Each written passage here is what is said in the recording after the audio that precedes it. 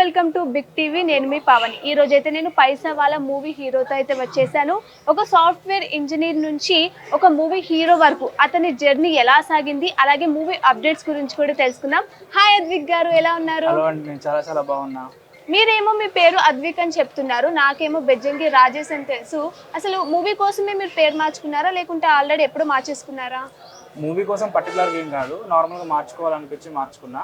So నార్మల్గా మనకి పేరు మార్చుకోవడానికి నార్మల్ కొన్ని రీజన్స్ ఉంటాయి. లైక్ సక్సెస్ కోసం కావచ్చు, లేకపోతే మన సిచ్యువేషన్స్ చేంజ్ అవ్వడానికి కావచ్చు. సో నేను ప్రతిదీ కూడా ఒక సైకలాజికల్ రీజనింగ్ తీసుకుంటా ఏ పని చేసినా కానీ. సో పేరు మార్చుకున్నప్పుడు మనము దానికి సంబంధించిన ఆలోచన విధానము లేకపోతే మైండ్ సెట్ అనేది చేంజ్ అవుతుంది అనమాట. సో అది నేను ఎక్స్పీరియన్స్ అయ్యా పేరు మార్చుకున్న తర్వాత. సిచ్యువేషన్స్ అన్ని కామన్ ఇప్పుడు, బట్ మనం వాటికి రియాక్ట్ అయ్యే విధానం మారుతుంది. అండ్ ఒక సాఫ్ట్వేర్ జాబ్ వదిలేసి ఇటు హీరోగా ఈ ఫీల్డ్లోకి ఎందుకు రావాలనిపించింది మీకు? యాక్చువల్గా నాకు చాలా పెద్ద స్టోరీ ఉంది దానికి. చెప్పండి, పర్లేదు. ఓకే తప్పకుండా. సో స్టార్టింగ్ నేను జాబ్ చేసుకునేటప్పుడు ఒక షార్ట్ ఫిల్మ్ తీయాలని కానీ, లేకపోతే చిన్న మనకంటూ ఒకటి పర్ఫార్మెన్స్ తీయాలని ఆలోచన ఉండేది. సో పర్టికులర్ మూవీ అని అనుకోలేదు. నేను లైక్ ఫ్లూట్ నేర్చుకుందాం అనుకున్నా, ఫ్లూట్ పర్ఫార్మెన్స్ ఇద్దాం అనుకున్నా, బట్ కుదరలేదు. డ్యాన్స్ వేసేవాడిని కాలేజ్లో. సో అట్లా పర్ఫార్మెన్స్ ఇద్దామనే ఆలోచనలో ఒకసారి షార్ట్ ఫిల్మ్ ప్లాన్ చేసి, ఆ తర్వాత అటు నుంచి మూవీ ఆఫర్స్ కోసం ట్రై చేస్తే డెహ్రాడూన్ వెళ్ళాల్సి వచ్చింది. సో అప్పుడు నేను తీసుకున్న ఒక డెసిషన్ ఉంది. లైక్ ఒక అతను కాల్ చేసి అర్జెంట్గా వచ్చేయండి అన్నారు. సో నీకు కార్ డ్రైవింగ్ వచ్చా అంటే వచ్చు అని చెప్పా. సో నువ్వు అర్జెంట్గా కార్ హైదరాబాద్లో తీసుకొని డెహ్రాడూన్కి వచ్చే అన్నాడు. అక్కడ నుంచి 2 days టైం పట్టింది మనకి వెళ్ళడానికి. అప్పుడు నేను తీసుకున్న డెసిషన్ ఏంటంటే, ఇప్పుడు వెళ్తే జాబ్కి వెళ్ళాలి, ఇప్పుడు వెళ్ళాలంటే ఇట్లా జాబ్ వదిలేయాల్సి వస్తుంది. సో నేనేమనుకున్నా అంటే సార్కి కాల్ చేసి, సార్ ఇట్లా నాకు emergency situation, work from home కావాలని చెప్పి రిక్వెస్ట్ చేసుకున్నాను. సో సార్ ఓకే అన్నారు. సో వెళ్ళా. ఇంకా అప్పుడు ఒక రిస్క్ ఉంది, జాబ్ ఉంటే ఉండొచ్చు, పోతే పోవచ్చు. సో ఆ రిస్క్ ఫ్యాక్టర్ నేను తీసుకొని వెళ్ళా అనమాట. వెళ్ళడం వల్ల నాకు దాని ద్వారా ఇంకో అవకాశం వచ్చి ఇక్కడ దాకా రావాలి. Okay, very nice. And me proper ఎక్కడ అండ్ మీ ఫ్యామిలీ బ్యాక్గ్రౌండ్, అమ్మ నాన్న ఏం చేస్తుంటారు? సిబ్లింగ్స్ ఉన్నారా? Yeah, daddy Singareni, mummy house wife. నాకు ఒక బ్రదర్, ఒక సిస్టర్. సో నేను పుట్టింది వరంగల్, పెరిగింది ఆదిలాబాద్ బెల్లంపల్లి. దాని తర్వాత ఇప్పుడు ఉండేది హైదరాబాద్. సో ప్రజెంట్ సొంతలు హైదరాబాద్లోనే ఉంది. ఇంతకీ మీ ఫ్యామిలీ వాళ్ళకి ఫీల్డ్లోకి రావడానికి ఇష్టమేనా? అమ్మ నాన్నలకి ఇష్టమేనా మీరు హీరో కావడం? ఆబ్వియస్లీ ప్రతి ఒక్కరికి ఇష్టమే ఉంటుంది. కాకపోతే చిన్న లైన్ ఉంటుంది దానికి. మనము అన్నీ వదిలేసి ట్రయల్స్ చేస్తూ ఉంటాము అంటే ఏ పేరెంట్స్ కూడా ఒప్పుకోరు. సో అందుకని నేనేం చేశాను అంటే, జాబ్ చేస్తూ ఇది చేశా కాబట్టి యాక్సెప్ట్ చేశారనమాట. ఓకే. అండ్ మీరు ఎవరిని చూసి ఈ ఫీల్డ్లోకి రావాలనుకున్నారు? అంటే మీ ఫేవరెట్ హీరో, అండ్ వాళ్ళని చూడగానే అబ్బా నేను కూడా అట్లా కావాలి, అంత పెద్ద హీరో కావాలని ఎవరిని చూసి అనుకున్నారు? ఆబ్వియస్లీ ప్రభాస్ అన్న. ఓ ఓకే, ప్రభాస్ ఫేవరెటా? చిన్నప్పటి నుంచి ప్రభాస్ అన్ననే చూస్తూ పెరిగా. అన్న సినిమాలు వచ్చినప్పుడు ఖచ్చితంగా థియేటర్కి వెళ్ళి చూస్తా. సో అన్నది స్క్రీన్ ప్రజెన్స్ చాలా బాగుంటుంది, యాటిట్యూడ్ చాలా బాగుంటుంది. సో కొన్ని లైట్గా ట్రై చేసేవాడిని. అండ్ ఎప్పుడైనా కలిసారా ప్రభాస్ గారిని? కలవలేదు, ఇంతవరకు ఆ ఛాన్స్ రాలేదు. ఓకే, ఫ్యూచర్లో ఖచ్చితంగా మీకు ఆ ఛాన్స్ రావాలని నేను మనస్ఫూర్తిగా కోరుకుంటున్నాను. అలాగే మీరు వెళ్ళినప్పుడు మీకు చాలా మంది లేడీస్ ఫ్యాన్స్ ఉన్నారు, అలాగే నా గురించి కూడా కొంచెం చెప్పండి, నేను కూడా ఫ్యాన్. ఓకే, ఇంకా ఫేవరెట్ హీరోయిన్ ఎవరు? ఫేవరెట్ హీరోయిన్ భావన గారు అని చెప్పేసి మన పాత మూవీలో ఉండేవారు. ఓకే, అతను favourite heroine. Okay, favourite director SS Rajamouli garu. Okay. And ఇది ఒక ఇంపార్టెంట్ క్వశ్చన్ అని చెప్పొచ్చు, ఎందుకండి మీ మూవీ చూడాలి? ఏం స్పెషల్ ఉంది? ఇప్పుడు వచ్చే మూవీస్ చాలా ఉంటాయి, ఆ మూవీలన్నీ వదిలేసి మీ మూవీ ఎందుకు చూడాలంటారు? ఇప్పుడు యాక్చువల్గా మనకి చాలా మూవీస్ ఉంటాయి. ఓకే, బట్ మూవీకి ఎందుకు వెళ్ళాలి అనుకుంటే కనుక, ప్రతి ఒక్కరికి లైఫ్లో చాలా స్ట్రెస్, రెస్పాన్సిబిలిటీస్ అవన్నీ ఉంటాయి. వాళ్ళు ఒక మూమెంట్లో టైం స్పెండ్ చేయాలన్నా, హ్యాపీగా ఉండాలన్నా, లేకపోతే ఎంటర్టైన్ అవ్వాలన్నా కానీ మూవీ థియేటర్కి వెళ్ళి చూడాలని అనుకుంటారు, కొంత టైం స్పెండ్ చేయాలనుకుంటారు, అదొక స్ట్రెస్ రిలీఫ్. సో మన మూవీలో మెయిన్గా మన మూవీ గురించి చెప్తే, మన మూవీలో చాలా ట్విస్టులు ఉంటాయి. స్టార్టింగ్ నుంచి లాస్ట్ వరకు చాలా ఎంగేజింగ్గా ఉంటుంది. సో పసుపంటిన 10 రూపాయల నోట్ చుట్టూ తిరిగే కథ ఇది. ఈ మూవీ స్టార్టింగ్ నుంచి లాస్ట్ వరకు టోటల్ ప్రాసెస్లో నేనున్నా. అవును, నేను చూసాను ఆ ట్రైలర్ చూస్తే ఆ పసుపు నోటు ఆ గోల్ ఏంటి, అండ్ ఆ ట్రైలర్ లో చూస్తే అసలు ఎవ్వరు కూడా ఫ్రెషర్స్ అని అస్సలు అనిపించట్లే, అంత బాగా యాక్ట్ చేస్తున్నారు. సో ఇప్పుడు మీ అందరు ఫ్రెషర్స్ అయినా ఇప్పుడు అందులో యాక్ట్ చేసిన వాళ్ళంతా యాక్చువల్గా ఇది కామన్ గా మాకు వచ్చిన కామెంట్స్ అన్నమాట. ఓకే, కొంతమంది అయితే ఇది తమిళ డబ్బుడ్ మూవీ అని కూడా అనుకున్నారు. ఓ అంటే మేము మూవీ చేయక ముందు కూడా ప్రతి ఒక్కరు వర్క్షాప్ చేసాం.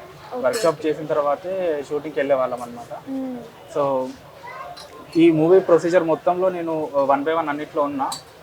ఇక్కడ మనకి ఫుటేజ్ చాలా వచ్చింది, బట్ మనం చాలా వరకు కట్ ఆఫ్ చేసాం. ఏదైతే మనకి ప్రతి సీన్కి పర్పస్ చూసుకునే వాళ్ళం, అండ్ ప్రతి దానికి కంటిన్యూటీ కావచ్చు, లేకపోతే ఎక్కడ కానీ మనకి ఏదైనా బోర్ అనిపించే, అంటే మంచి సీన్స్ చాలా వచ్చాయి, బట్ మనకి సీన్ పర్పస్ ఉంది, దీనికి ఎక్కువ ఎంగేజింగ్ ఉంది, కథకి ఇది ఇంపార్టెంట్ అనుకున్నవి మాత్రమే మనం పెట్టి చాలా క్రిస్ప్గా చేసామన్నమాట మూవీ మొత్తం.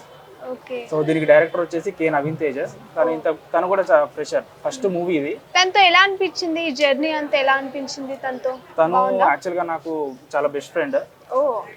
ఇద్దరం కలిసి లైక్ టెంపుల్స్కి వెళ్ళే వాళ్ళం. లైక్ మేము మూవీ తీయాలంటే ఫస్ట్ తిరుపతి వెళ్ళే వాళ్ళం. మేము తిరుపతికి వెళ్ళి వచ్చిన తర్వాత మూవీ చేసేవాళ్ళం.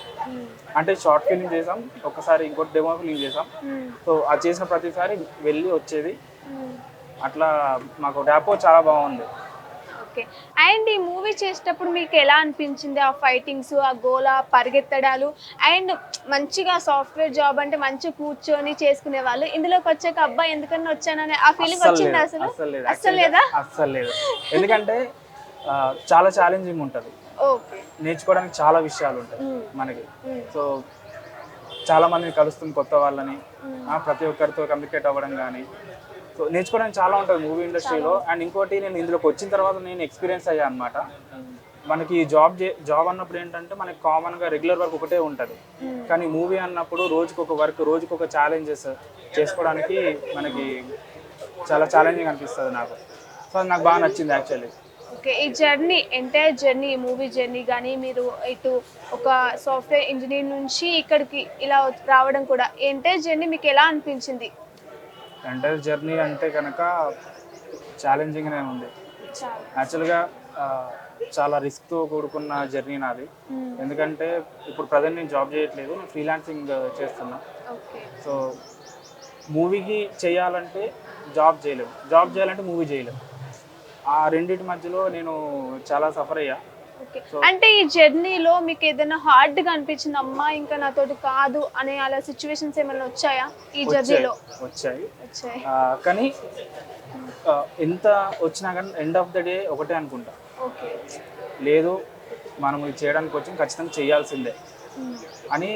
అదే అలాంటి ఒక సిచ్యువేషన్ చెప్పండి, అలా అనిపించిన ఒక సిచ్యువేషన్ మాతో. తప్పకుండా. యాక్చువల్గా జాబ్ మధ్యలో పోయిందనమాట. పోయిన తర్వాత మనకి మంత్లీ ఎక్స్పెన్సెస్ ఉంటాయి, టైం మేనేజ్మెంట్ చేసుకోవాల్సి ఉంటుంది.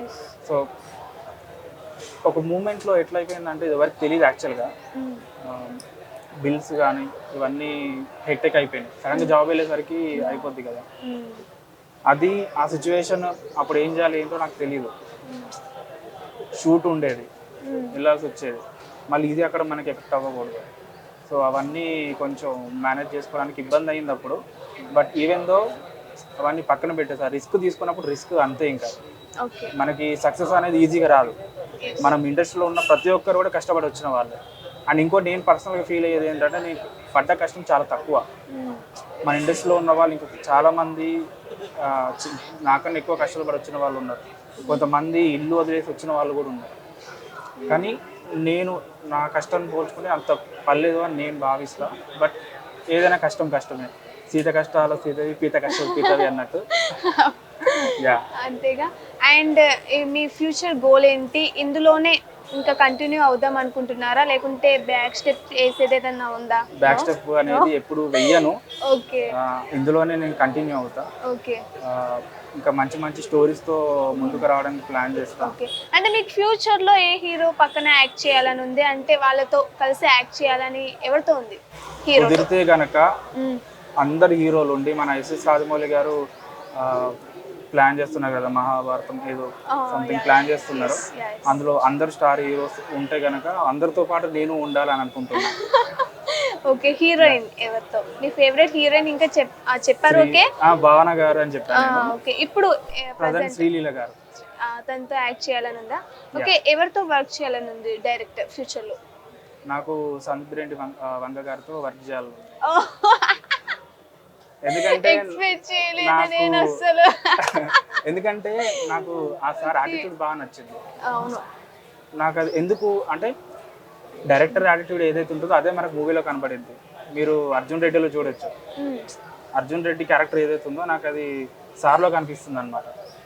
సో సార్తో ఒక మూవీ చేయాలని ఉంది నాకు. ఓకే, అంటే మనం చిన్నప్పటి నుంచి మూవీస్ చూస్తూ ఉంటాం, అండ్ అబ్బా హీరో ఇంత బాగున్నాడు, హీరోయిన్ ఇంత బాగుంది అని ఇట్లా చాలా ఉంటుంది కదా. అప్పుడు అబ్బా నేను కూడా అంత గొప్పగా అయిపోవాలి, అంత మంచి సినిమాలు తీయాలని మీరు ఎప్పుడన్నా అనుకున్నారా నేను హీరోని అవుతానని? అసలు అనుకోలేదా? అనుకోలేదు.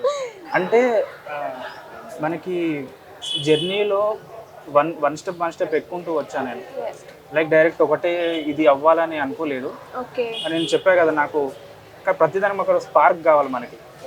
ఆ స్పార్క్ ఏంటిదంటే నాలో ఉన్నది ఒక పర్ఫార్మెన్స్ ఇవ్వాలి, నన్ను నేను ఒకటి ప్రూవ్ చేసుకోవాలి అనేది ఒక స్పార్క్ ఉండేది. సో బట్ ఆ స్పార్క్ ఉంది కానీ ఏం చేయాలో తెలియదు మనకి. సో అందుకని నేను యాక్చువల్గా నాకు డాన్స్ రాదు, బట్ నేర్చుకొని పర్ఫార్మెన్స్ రాకపోయినా వెళ్ళి స్టేజ్ మీద వెళ్ళి వేసేవాడిని అందరి ముందు. దాని తర్వాత ఇంకేం చేయొచ్చు అనుకున్నప్పుడు మనకి ఈ రీల్స్ కానీ ఇవి కానీ మనకి టెక్నాలజీ పెరిగింది, ఆప్షన్స్ వచ్చినాయి కాబట్టి అవి చేసేవాడిని. సో దాని తర్వాత డెమో ఫిలిం అని లేదా వెబ్ సిరీస్ అని చేద్దాం ప్లాన్ చేసాం. అది అట్టర్ ఫ్లాప్ అయింది. ఫ్రెండ్స్ అందరం కలిసి చేస్తే అంటే టేకింగ్ గురించి తెలియదు, అవేం తెలియదు కదా.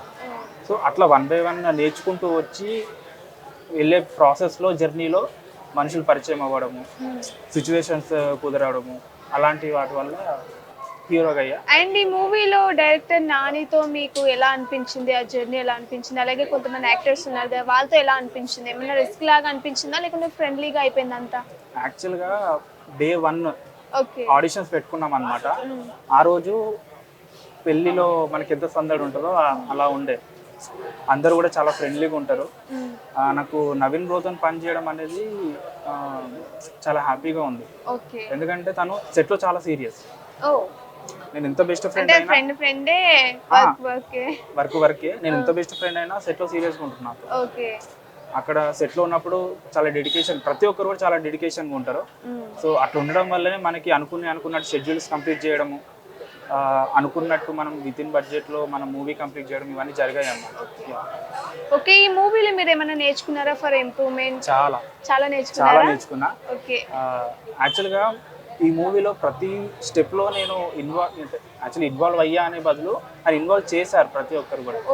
సో దానివల్లే నేను నేర్చుకోవాల్సి వచ్చింది. ఎందుకంటే యాక్చువల్గా ఆపర్చునిటీస్ ఇవ్వరు. మనం ఇప్పుడు నేను ఇందులోకి వెళ్ళి చూస్తా అంటే కనుక ఆపర్చునిటీ ఇవ్వడం వల్ల వెళ్ళగలిగాను, చూసి నేర్చుకోగలిగాను ఎంతో కొంత. Okay, thank you so much Advik గారు, మీరు చాలా బాగా ఇంటర్వ్యూ ఇచ్చారు. And me movie super duper hit కావాలని మేము మనస్ఫూర్తిగా కోరుకుంటున్నాం. అలాగే బిగ్ టీవీ ప్రేక్షకులు కూడా కోరుకుంటారు. And thank you so much అండి. థ్యాంక్ యూ అండి. మన మూవీ December 12th రిలీజ్, పైసావాలా. అందరూ తప్పకుండా చూడండి. మనం లో బడ్జెట్లో ఈ మూవీ చేసాం, అందరం క్రౌడ్ ఫండింగ్ చేసుకున్న మూవీ అనమాట. మీరందరూ తప్పకుండా మా మూవీని ఆదరిస్తారని చెప్పి మనస్ఫూర్తిగా కోరుకుంటున్నా. Thank you so much. And big TV వాళ్ళకి థ్యాంక్ యూ, ఎందుకంటే నాకు ఆపర్చునిటీ ఇచ్చి ముందుకు వచ్చి మాట్లాడడానికి అవకాశం ఇచ్చినందుకు బిగ్ టీవీ టీం అందరికీ thank you so much. Thank you Advik గారు, thank you so much. For more videos like this, subscribe Big TV channel.